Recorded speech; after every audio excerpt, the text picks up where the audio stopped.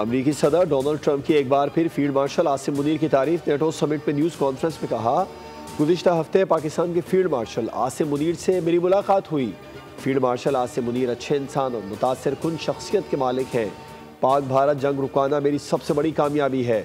मोदी से कहा, जंग जारी रखी तो आपसे तिजारत नहीं करेंगे। सदर ज़ेलेंस्की से मुलाकात अच्छी रही मगर सीज़ फायर पर बात नहीं हुई। रूस अभी जंग ख़त्म नहीं करना चाहता।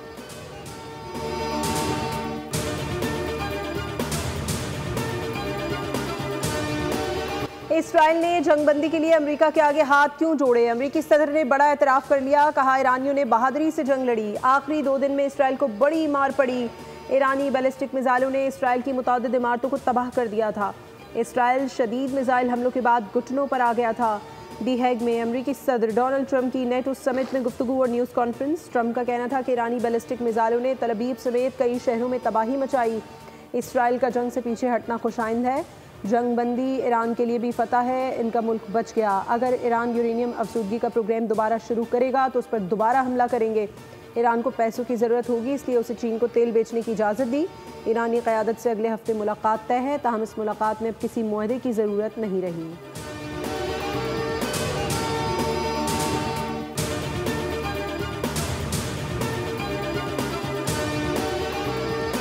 अमरीकी टीवी चैनल CNN के सहाफ़ी का अमरीकी सदर डोनाल्ड ट्रंप से सवाल से पहले अमरीकी सदर ने रिपोर्टर को कहा कि वो आप फेक न्यूज़ से है।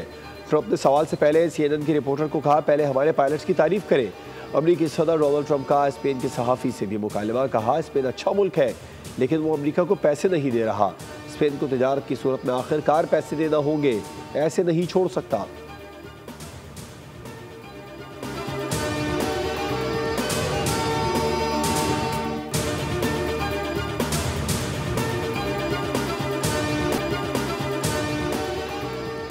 ईरानी पार्लियामेंट ने आलमी एटमी तवानाई एजेंसी से ताउन मुअत्तल करने के बिल की मंजूरी दे दी। ईरानी मीडिया के मुताबिक इजलास में 221 अरकान ने बिल के हक में वोट डाले।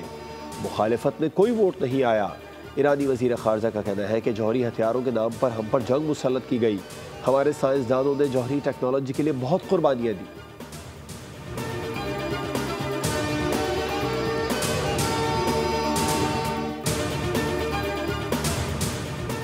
भारतीय दिफाई तज्जियाकार प्रवीण स्वाहनी ने कहा है कि भारत की तरह इसराइल की फौजी बर्तरी का भरम भी टूट गया है। इसराइल के लिए कबूल करना मुश्किल है कि वो जंग हार गया है। प्रवीण स्वाहनी ने ईरान इसराइल जंग का मवाजना पाक भारत जंग से किया और कहा कि इसराइल की अगले मरहले की तैयारी भारत के उस ऐलान की याद दिलाता है जिसमें ऑपरेशन सिंदूर के अगले मरहले की तैयारी का कहा गया था।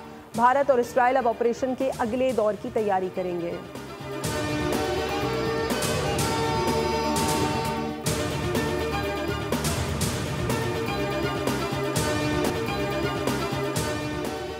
मॉस्को एयरपोर्ट पर सैहूनी दरिंदे ने कमसिन ईरानी बच्चे को अकेला देखकर उठाकर फर्श पर पटक दिया। मुलजिम गिरफ्तार। डॉक्टर्स के मुताबिक बच्चे की खोपड़ी टूट गई है और रीढ़ की हड्डी को संगीन चोटें लगी हैं।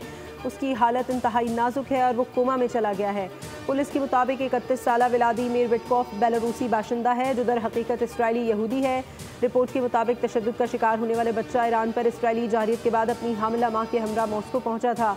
खित्ते में बच्चों के अमूर की नुमाइंदा किसेनिया मेशनोवा ने हमले की मजम्मत की और विटकॉफ को दरिंदा करार देते हुए उम्मीद जाहिर की कि उससे मुकम्मल सज़ा मिलेगी। विटकॉफ पर इस वक्त इक़दाम कत्ल के इल्ज़ाम में मुकदमा चलाया जा रहा है।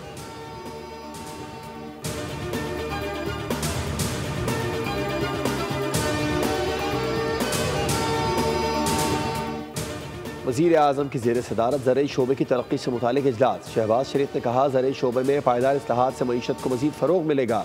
ज़रई शोबे में इस्लाहात से फ़ी एकड़ पैदावार में खातिर खा इजाफ़ा होगा।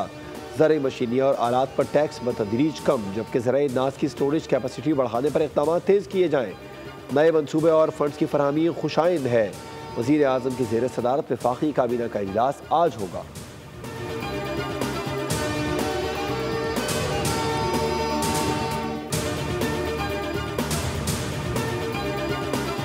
सऊदी अरब में मुहर्रम उल हराम का चांद नजर आ गया है। नए इस्लामी साल 1447 हिजरी का आगाज आज से होगा।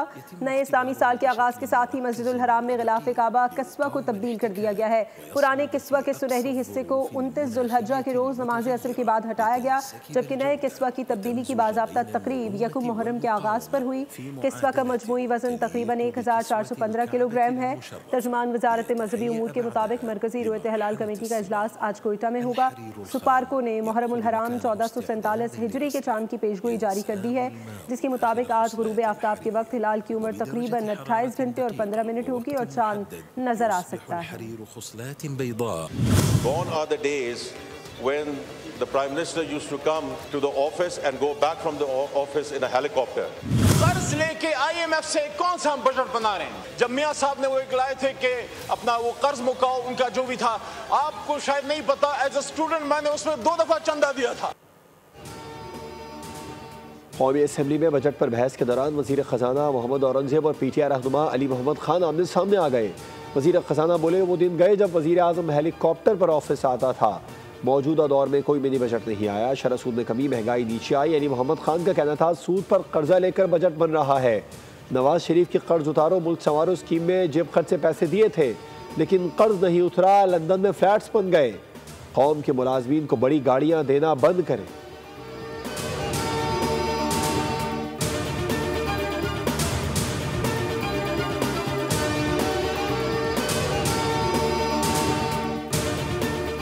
सिंध असम्बली से 3 खरब रुपए से ज्यादा का बजट मंजूर। सिंध असम्बली में 156 अरब से ज्यादा का ज़िमनी बजट भी मंजूर किया गया। सिंध बजट का हजम गुज़श्ता बरस से 12.9% ज्यादा है। 6 महसूलात खत्म, प्रोफेशनल टैक्स मनसूखी से आवाम को 5 अरब का रिलीफ मिला। सिंध असम्बली ने नए माली साल के लिए तमाम ग्रांट्स मंजूर कर ली।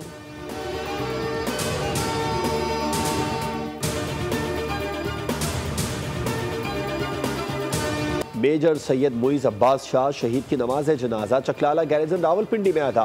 ISPR के मुताबिक नमाज जनाजा में वफाकी वज़ीर दाखिला फील्ड मार्शल आसिम मुनीर समेत सीनियर हाजिर सर्विस फौजी, सिविल अफसरान और जवानों ने शिरकत की। फील्ड मार्शल ने मेजर मुइज़ अब्बास शहीद की बहादुरी से मुकाबले को सराहा। कहा शहीद ने हुब्बुल वतनी की आला रिवायत को बरकरार रखते हुए जान का नजराना पेश किया। मेजर मुइज़ अब्बास जनूबी वज़ीरिस्तान के ज़िला सरारोगा में फितना खवारिज के खिलाफ लड़ते हुए शहीद हुए।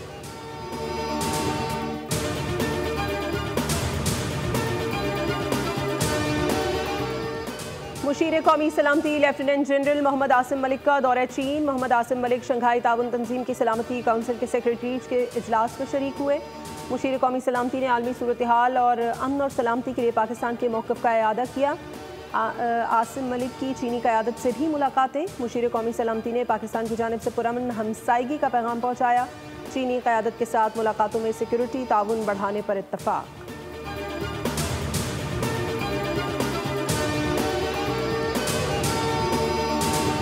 मॉनसून की एंट्री, मुल्क भर में बारिशों का आगाज। कराची में भी कल से बारिश का इम्कान।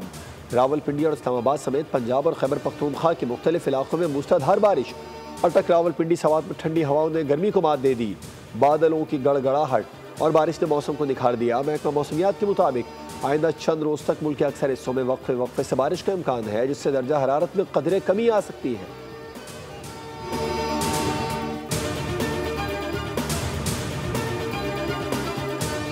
कराची में यकुम मुहर्रम से 10 मुहर्रम तक असलहे लेकर चलने पर दफ़ा 144 नाफिज। 9 और 10 मुहर्रम को मोटरसाइकिल की डबल सवारी पर भी पाबंदी होगी। नोटिफिकेशन के मुताबिक ख़वातीन, बच्चे, बुजुर्ग, शहरी, सहाफ़ी और कानून नाफिज करने वाले इदारों के एहलकार पाबंदी से मुस्तस्ना होंगे।